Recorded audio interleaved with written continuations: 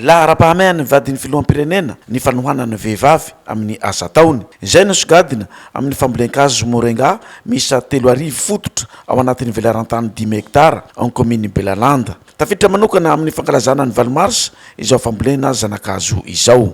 Eto amin'ny komina Belalanda isika androany no iaraka amboly Morenga amin'ny tany mirefy 10 hektara. Ary aoriana kely eo rehefa vokatra ireo morenga volentsika reto dia afaka hotazana ka totona ny raviny. Iny voaniny avy eo no atao fanampin-tsakafo ho an'ireo ankizy marefo na tsy ampy lanja. Ny morenga dia fatatsika fa dia mitondra otrikaina afaka entina miady amin'ny tsy fanjarian-tsakafo aty atsimo. Izay fomba fijery izay no tiako hifampizarana amin'izao etsika fankalazana ny 20 mars zao. Rehefa mifanohana tsika samy vehivavy dia ho hita mivaingana sy hitondra vokatsoa ho amin'ny taranaka ny etsika izay iarahantsika manerana ny lafy nosy. Tamin'io dia nanolotra masinina fanodinana ravina morenga ho fanampin-tsakafo ho an'ny ankizy marefo ho an'ny kooperativy miavitra ao Ankiloaky ny vadiny filoham-pirenena. Fisaorana ho an'ny fikambanana fety no nataony ireto fikambanana mbehivavy mikambana amin'ny kooperativy miavitry ireto. Reny vohim-paritany fahatelo ny eto amin'ny faritra Tsimandrefana no nitsidian'ny vadiny filoham-pirenena ao anatin'ny fankalazana ny 20 mars. Ny fankalazana nasionaly dia ho tantaraina any Antsiranana. Azo ahodina manomboka izao ireo vokatra aty amin'ny faritra Atsinanana no ny fisian'ireo milina fanodinana voankazo sy legioma natolotry ny vadiny filoham-pirenena Mialy Rajoelina ho an'ireo fikambanam-behivavy aty amin'ny toerana. Avy namboly azo fihinam-boa isika tany Mangarano. Ny voa izay azo avy amin'ireo azo ambolentsika ireo dia azo ampiasaina anaovantsika vehivavy asa fampidiram-bola entina manatsara ny andavanandrosika. Betsaka ny vokatra azo avy amin'ny voankazo rehefa avy mandalo toerana manodina izany. Afaka atao ranom-boankazo, afaka atao confiture, pâte de fruits, na glace na ireny sorbet ireny fiantsoantsika azy ihany koa sy zavatra maro samihafa. Koa mba ahafahanareo mamokatra izany rehetra izany dia mahafaly ahy ny manolotra anareo vehivavy miketrika an'ity unité de transformation mutualisée de fruits. Misy fitaovana maro anatin'izany unité izany ahafahana mamadika ireo voankazo vokatra azo amidy tsara. Araka ny nambaran'ny ramatoa minisitra teo dia manao ezaka tokoa ny fitondram-panjakana amin'ny fampiroboroboana ny orinasa sy ny indostria ary tsy lanjandanja amin'izany sika vehivavy. Izay no mahatonga ny fikambanana fity mitondra ny anjara birikiny ao anatin'izany fampiroboroboana ny orinasa mampiasa vehivavy izany. Tsisy intsony ny vokatra overy ary androso ny fandraharahana tanterahan'ny vehivavy. Maro tokoa ny vokatra misy eto Madagasikara ary hita fa loha eny an-toerana izy ireny satria tsy misy tokoa izay fanodinana izay ka natrehantsika androany dia dingana goavana ao amin'ny fametrahana an'izay fitaovana ahafahana karakara ireny vokatra maro samihafa ireny mba izy tokoa ny ahafahana mametraka azy ireny eny amin'ny tsena amin'ny fomba maharitra izany. Hitantsika teo zao ohatra ny mananasy tetehantsika dia natao tao anaty séchoir séchena zany na maina dia afaka tazomina fotoana maharitra be efa mety hahatratra herintaona zany izy ao anaty izay ka izay no tena tanjona mba tsy hisian'ny vokatra overyntsony ary manaraka an'izay dia ny fanampiana ihany koa ny vehivavy misehatra ao amin'ny fandraharahana zany satria izay no tsika tafiditra ao anaty fanombohana an'izay andro fankalazana ny volana atao hoe volana mihitsy satria volana mars ho antsika vehivavy dia volana anankiray hankalazana ny fampandrosoana ny vehivavy amin'ny sehatra maro samihafa ka tafiditra tanteraka ao anaty izay. Everina fa tena iroborobo sy aleo tena ny vehivavy eo amin'ny seha-piariana no ny fisiany ireto milina fanodinana voankazo sy legioma ireto.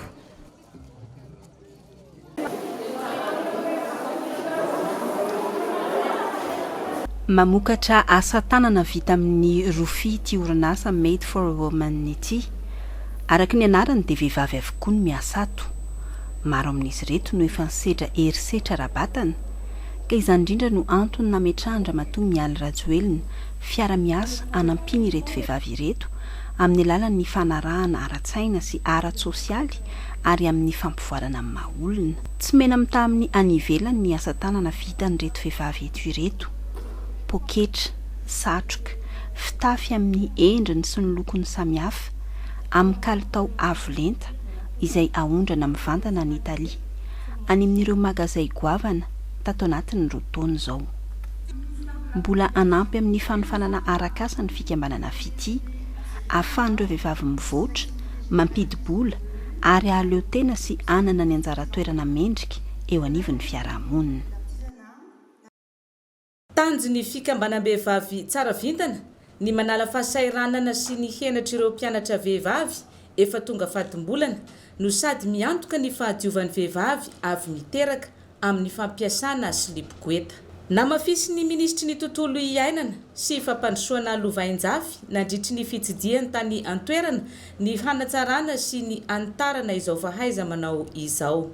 Natson'izy ireo moa hoe silipo-goeta ny anaran'ilay izy fa karazana zavatra sady ekolojika no ekonomika ary mitondra vahaolana mba ahafahany ankizy vavy mandeha mianatra na dia misy ary izany fadimbolana izany. Ho an'ny ministera ny tontolo iainana manokana dia zava-dehibe na ahitana izany vahaolana izany satria afaka ampahafantaritsika amin'ny faritra maro hafa olana mahazo ny ankizy vavy maro eto Madagasikara izany resaka fadimbolana izany sy ny henatra ateraka izany eo amin'ny fiarahamonina fa eo ihany koa ilay hoe vahaolana manaja ny tontolo iainana. Efa maro ny olona mahatsiaro maivana amin'ny fampiasana ity silipo-goeta ity. Anome fiofanana ho an'ny mpiasan'ny ministeran'ny tontolo iainana sy ny fampandrosoana lovain-jafy indrindra fa ny vondron'olona ifotony ny firenena mikambana ananan'izy ireo traikefa amin'ny fiatrehan'olana ny famindram-pitantanana ny arena voajanahary amin'ny fokon'olona sy ny vondron'olona ifotony izay anisany mahasarotiny ny firenena mikambana. Nefa ny zavatra tazana zany dia somary misy lesoka ireny famindram-pitantanana izay miisa 580 efa natao ministera ireny noho izay tsy fahafahan'ny vondrony ifotony izay na lafiny moyen izany na amin'ilay fahafahana mijery mihitsy hoe rehefa tataniko ilay loharano-karena voajanahary dia inona zany no ataoko mba ahafahako mandeha any amin'ny fijery lovain-jafy sy fitantanana maharitra fa tsy hoe ao anatin'ny herintaona dia lany tamingana miala izay nomenan'ireo VOI ho tantan'ireo dia iny ihany koa zany dia nazava tsara hoe manampy antsika ry zareo amin'ny Nations Unies amin'izay fanamafisana ny fahaiza mitantana an'ireo vondrony ifotony ireo izay. Singa iray lahara-pahamehana ao anatin'ny drafitra fampandrosoana anohanana ny firenena mikambana ny Madagasikara ny sehatra ny tontolo iainana. On a échangé nos notes pour nous assurer que nous regardons dans la même direction parce que le développement ne se fera pas sans l'environnement, le développement ne se fera pas sans la préservation du climat. Ny fanakalo hevitra momba ny fiaraha-miasa efa misy sy ny tokony ho amafisina nampitovy fomba fijeriny amin'ny fomba fitantanana ny tontolo iainana sy ny ala eto amintsika izay ny votoatin'ny fiaonan'ny ministra ny tontolo iainana sy ny solotena maharitra ny firenena mikambana eto Madagasikara. Notoloran'ny filohan'ny anteny miaram-pirenena Razanamaso Christine sady solombamboaka Ambatoa Finandrahana fitaovana toy ny caméra sy ordinateur portable ny délégation serasera sy ny kolotsaina Ambatoa Finandrahana ahafahana manatanteraka ny asa isitrahany vahoaka ny vaovao ara-potoana. Eto zahay dia mitondra ny teny fisaorana ho an'ny ministera Piahy izay efa namatsy an'izay émetteur izay ny taona 2022 no nanavao ny trano fiasana sy nanamboatra ny tamboho ihany koa ary misaotra indrindra ny filohan'ny teny miaram-pirenena izay manampy amin'ny fampitaovana ny toky izay omenay dia ny hoe hampandroso hatrany ny asa izay napetraka aminay dia ny fampitam-baovao sy ny fanabeazana izay andraikitra efa niatsoroana hatramin'izay. Ny taona 2020 dia nasiam-panamboarana ny trano fiasana eto amin'ny délégation serasera sy kolotsaina Ambatoa Finandrahana. Mandeha tsara ihany koa ny RNM TVM anty-antoerana noho ny ezaka nataon'ny ministera tompon'andraikitra dia ny ministera ny serasera sy ny kolotsaina. Manomboka izao dia ireto lanceur à paintball ireto no ampiasain'ny unité spécialisée avy eo anivon'ny polisy pirenena rehefa misy trangana korotana na fandrobahana anamariana ireo tomponantoka sy anamorana ny fisamborana azy ireo. Paintball io zany dia anamariana amin'ny alalan'ny loko ireo mpandroba eny amin'ny toerana maro samihafa. Rehefa tonga amin'ny tany filaminana zany sambotra anazy ireny mora kokoa anay mahafantatra anazy rehefa misy an'iny loko iny any amin'ny vatany. Akoatran'ny loko dia misy koa ny atao hoe bile poivre, izany hoe karazana lacrymogène ihany izy io fa maherihery vaika kokoa, anaparitahana fitangoronan'olona fa io fitaovana io dia tsy mandratra. Notolorana moto ihany koa ireo unité spécialisée izay ahitana ny hira, uzi ary ny sagy mba anafainganana ny asa fampandrina fahalemana. Efa naperaka ny moto filoham-pirenena moa ny atsoina hoe quadrillage na Antananarivo. Dia ireto moto reto miaraka amin'ny voiture d'intervention dia natao hikadriena ny tanàna Antananarivo amin'izay mety fanakorontanana na mety hoe trangana tsy filaminana mipoitra tampoka dia efa mipetraka any amin'ny toerana tsirairay avy ireto fitaovam-pifamoivoizana ireto. Fiara-miasa amin'ny sehatra tsy miankina no nahazahoany ireto fitaovana ireto, izay no marian'ny ministra filaminam-bahoaka fa santatra mbavarany ihany. Ho fampivoarana ny commune sy hanamafisana ny ady atao amin'ny tsy fandriam-pahalemana no anisan'ny mahazava-dehibe izao fametrahana jiro hoentina manazava ny tanàna ny Saint Augustin izao. Ankoatr'izay dia eo ihany koa ny fanofanana ireo tanora eto anivon'ity commune ity mba hanana fahaiza manao sy teknika amin'ny fikojakojana ireto fitaovana mamokatra herinaratra avy amin'ny masoandro ireto. Aty Anantsony moa zany dia misy ny fanolorana ireo jiro hanazavana ny commune Saint Augustin mahazo hatrany Sarodrano katrany Ankilibe. Ary akoatran'izany fanolorana jiro zany dia isy koa fanofanana tanora mba hahaizany kirakira ireo jiro énergie solaire ireo izay lancena androany moa zany ilay formation. Fangatahan'ny fokon'olona koa moa ny hanofanana mikasika ny fanamboarana lalana dia iadina hevitra miaraka amin'ny fokon'olona koa zay tiliana ifotony hoe izy ireo tanora mazoto koa aizany anatanterahana izany formation zany sy anaovana ilay chantier école. Ary mifarany moa fangatahan'ny fokon'olona teo koa zany dia hoe asina centre de formation professionnelle aty ary hodiniana ny ametrahana an'izany ary atao mifanaraka amin'ny filan'ny tanora sy ny fampandrosoana ety fotony ety. Hazavana antsika zany ilaina mba hampandrosoana ity faritra ity. Mazava ny tanàna, ino moa natao hoe fahazavana mitondra sécurité zao zay monsieur le maire, rehefa mahazo ny sécurité ny tena ao anatin'ny force de l'ordre miala ny mpangalatsy satria ny mpangalatsy raha mandeha mazava fa mandeha amin'ny andro maina. Fanomezana avy amin'ny fotoanam-panjakana ireto jiro mandeha amin'ny herin'ny masoandro hanazavana ny tanàna ireto amin'ny alalany ministera ny angovo sy ny akoranafo ao anaty fiaraha-miasa ny ministera ny fampianarana teknika sy fifanana arakasa ary ny ministera ny serasera sy ny kolotsaina. Mitantsoraka ny ara-teknika amin'ny fametrahana ireto jiro mandeha amin'ny herin'ny masoandro ireto ny talera isam-paritry ny angovo sy ny akoranafo ato amin'ny faritany Joliara.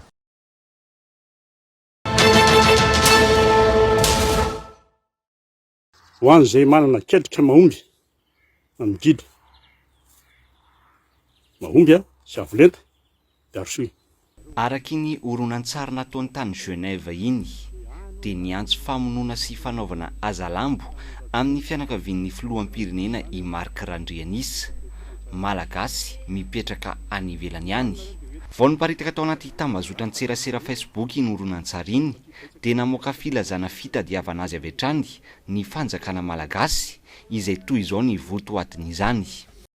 Ity lehilahy hita eto amin'ny sary ity dia miantso acte isolé azalambo izay antso nataon'ny RMDM amin'ny fianakavian'ny filoham-pirenena tamin'ny tambazotra sosialy.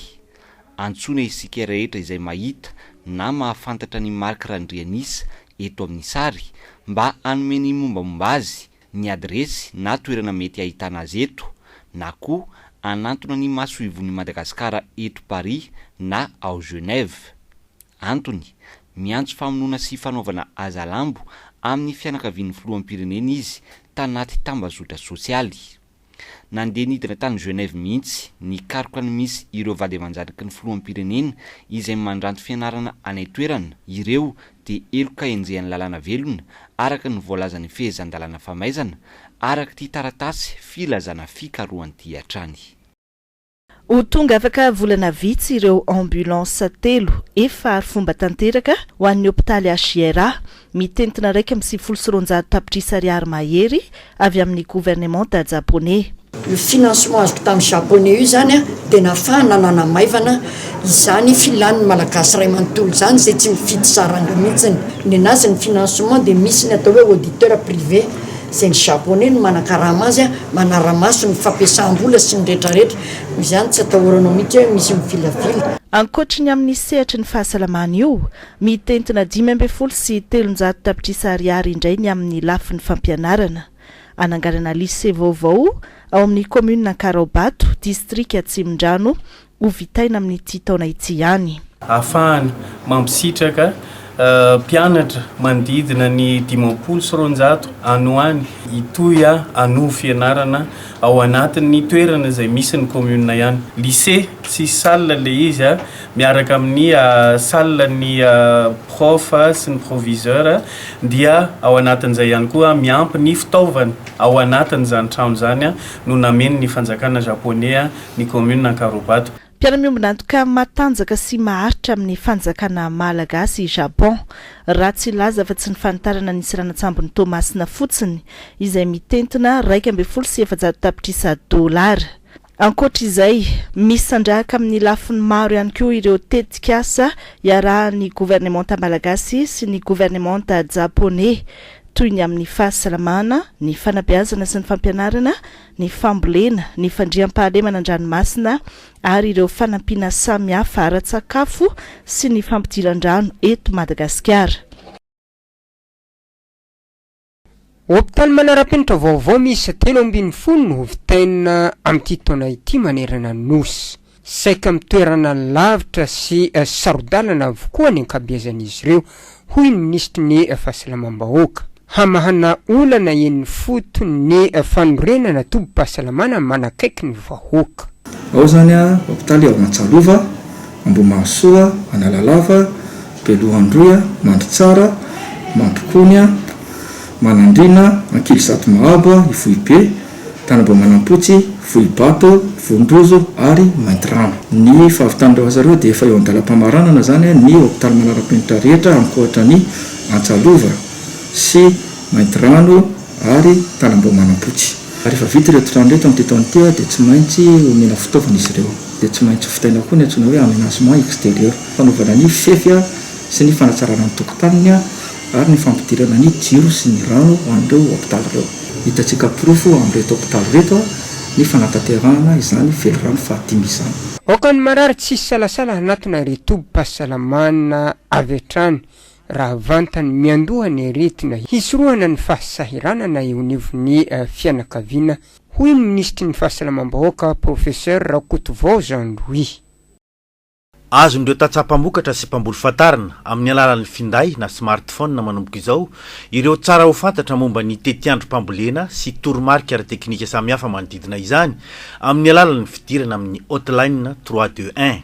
Tanjona ny ahamaty-anina ireo tantsaha sy atrehana ny fivavahan'ny tetrandro. Ao anatin'le hotline 321 raha miantso izy dia misy toromarika omena azy amin'ny alalan'izay ataontsika hoe finday izay dia ao anatin'izay mety hoe raha miantso izy dia afantatra misy torolalana hoe tsindrio raha te afantatra ny tetiandro mpamokarana ianao tsindrio ny roa ohatra dia ao anatin'izay nomena azy ny torolalana hoe amin'izao fotoana izao no tokony anao an'izao na amin'izao fotoana izao no tokony anao an'izao. Maimaim-poana izy io amin'ny Airtel. Fomba fiasa napetraka tamin'ny alalan'ny fiaraha-miasa akaiky teo amin'ny fobe famantarana ny toetrandro izay mamaritra ny toetrandro mifandraiky amin'ny fambolena sy ny avy amin'ny ministera fambolena sy ny FOFIFA izay manolotra ireo karazam-pambolena mifanaraka amin'izany ary ny GIZ Prada izay namatsy vola niara-ny ombonantoka tamin'ny Viamo sy ny Airtel.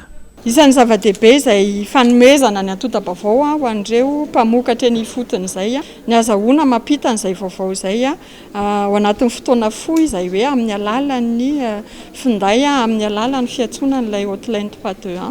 Azo fatarina ao anatin'izany ny tetiandro momba ny volovary, ny katsaka, ny voanjo, ny sakamalao ary ny tsaramaso ary efa voarindra ny asa. ny calendrier cultural zany a dia rehefa raisina le hoe chaîne de valeur mamoaka ny aty amin'ny fifana toetrandro hoe amin'ny rifaritra ry a ho latsaka ny tokony ho izy ny orana na ho tara ny orana dia zay a no anaovana koa le tetiany mpambolena raha tsy ampy ny orana manomboka ny novembre na octobre dia somary akisaka kely rehefa miteny mety hoe mety any amin'ny décembre any io vao latsaka afaka ambolena zay le anaovana an'le tetiandro eto zany nareo manomboka mamadika bainga dia aveo indray a manetsy zay le tena hoe tetiany mpambolena mba ahafahany tatsara mampifanaraka tsara ny asa rehetrarehetra mifandraika fambolena amin'le mety fizotra ny toe-taona na dia efa totosa tamin'ny oktobra lasa teo aza ny antota-kevitra dia nomarina tamin'ny alalan'ny fifanaovantsinia ny fiaramiasa teo amin'ny fobe famantarana ny toetrandro sy ny ministera amin'ny fambolena sy ny fofifa ary ny orinasa viamo ho mariky ny fiarahamonibonantoka taratasy fangatana misy 5 sy 990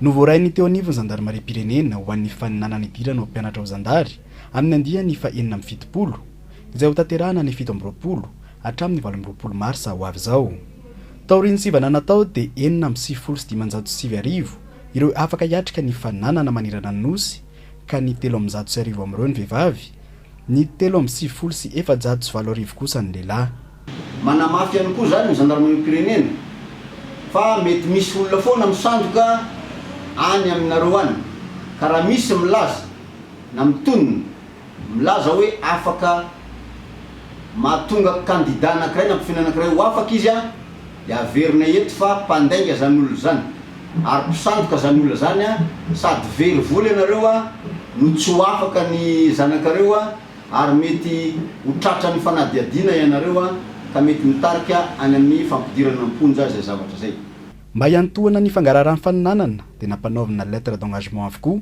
ireo mpikirakira rehetra ny fanadinana mba samy tompona andraikitra raha sanatria misy ny olana mitranga misy ihany koa ny fepetra manokana natao amin'ny resaka lazaadina mba tsy sy ny fiparitahan'izany mialohan'ny fotoana ho entitra ny fanaraha-maso amin'ny fisotry ny fanadinana idiranao mpianatra ao amin'ny sekolim-pirenena amin'ny fandrarana ny fonja izay ho tanterahina ny tapaky ny volana marsa ity tsy nalefa postra ny taratasy fiantsoana fa mila mijery eny amin'ireo tobin'ny fonja isaparitra misy azy ny mpifaninana ny 13 ary 12 marsa 2024 avy zao no tanterana manerana an'ireo foibe-panadinana misy 410 eto Madagasikara ny fifaninanana hiditra amin'ny sekolim-pirenena fandrarana ny fonja ho antetezam-baro Toamasina faharoa listy ireo izay tsy nahafen'ny fepetra ka tsy azo alalana ndray anjara amin'izany faninana zany dia efa azon'izy ireo jerena eny amin'ireny foibe-paritry ny fandrarana ny fonja na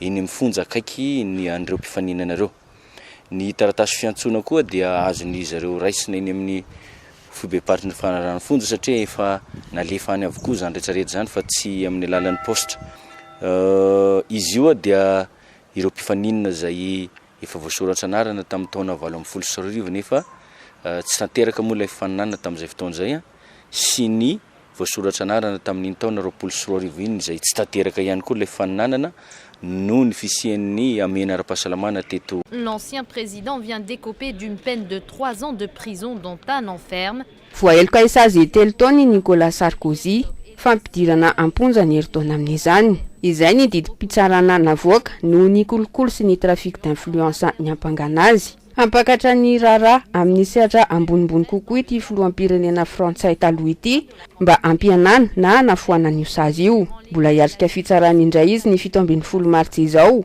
momba ny rara Big Malion tamin'ny taona 2024. Raha iampanganan'i Nicolas Sarkozy ho nampiasa vola tsy ara-dalàna nandritry ny fampielezan-kevitra nataony tamin'io taona io. Salle fermée, sorties ajournées, tournage suspendu, quand l'usine à rêve hollywoodienne tourne au cauchemar. Ny ena avy dimieny ny volana ampidiriny tontolon'ny sarimihetsika novokarina teto Hollywood ao amin'ny kitapom-bola amerikanina tamin'ny taona 2024 mihoatra ny tamin'ny 2024. Rofaingo 20 miliara dolara ny vola very. Na eo aza nefa ny zava-misy noho ny coronavirus, misy amin'ireo trano mpamokatra no manohy hatrany fanodinana sarimihetsika. Ho an'ny Jurassic World Dominion ohatra, nampitomboina ny vola nampiasaina. Nampina $7 ny teti-bola $200. Ny vidianana testana COVID-19 mitony taly 7 iray alina sy fitaovana fizarana gel hydroalcoolique miisa 500 io vola ambonin'io. Miamaro ireo orinasa mpamokatra film mampiasa ny plateforme streaming namorona ny azy manokana ohatra ny Warner Bros ahafahany mamoaka film 70 miaraka amin'ny ity taona ity. Simultanément au cinéma et sur HBO Max.